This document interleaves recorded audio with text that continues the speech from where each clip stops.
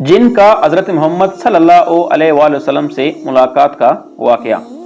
مکہ معظمہ میں ولید نامی کافر رہا کرتا تھا۔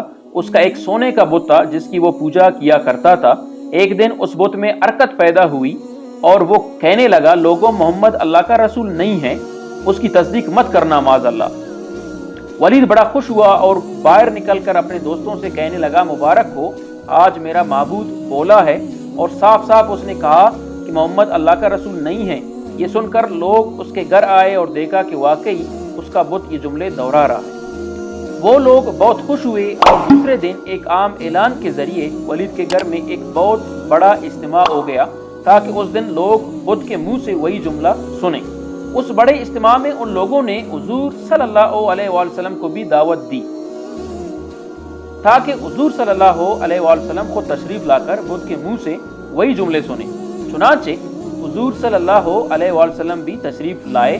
جب نبی کریم صلی اللہ علیہ وآلہ وسلم تشریف لائے تو بت بول اٹھا، اے لوگوں، خوب جان لو کہ محمد صلی اللہ علیہ وآلہ وسلم اللہ کے سچے رسول ہیں۔ ان کا ہر ارشاد سچا ہے اور ان کا دین اکبر ہے۔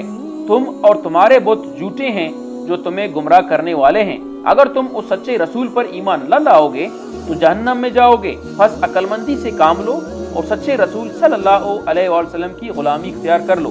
بت کی یہ باتیں سن کر ولید بڑا گھبرایا اور اپنے معبود کو پکڑ کر زمین پر دے مارا اور اس کے ٹکڑے ٹکڑے کر دیے۔ حضور صلی اللہ علیہ وسلم فاتحانہ طور پر واپس ہوئے تو راستے میں ایک گھڑ سوار جو سبز پوش تھا حضور صلی اللہ علیہ وسلم سے ملا۔ اس کے ہاتھ میں تلوار تھی جس سے خون ٹپک رہا تھا۔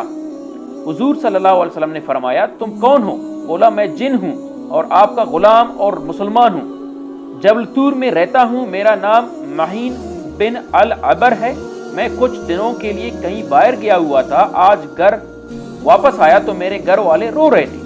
میں نے وجہ پوچھی تو معلوم ہوا کہ کافر جن جس کا نام مسفر تھا وہ مکہ میں آ کر ولید کے بت میں گھس کر حضور صلی اللہ علیہ وسلم کے خلاف فضول گوئی کر گیا ہے، اور آج پھر وہ یہی بکواس دوبارہ بت میں گھس کر کرنے والا تھا۔ اس سے پہلے وہ آپ کے متعلق بکواس کرتا، یا رسول اللہ صلی اللہ علیہ وسلم، مجھے سخت غصہ آیا۔ میں تلوار لے کر اس کے پیچھے دوڑا اور اسے راستے میں قتل کر دیا۔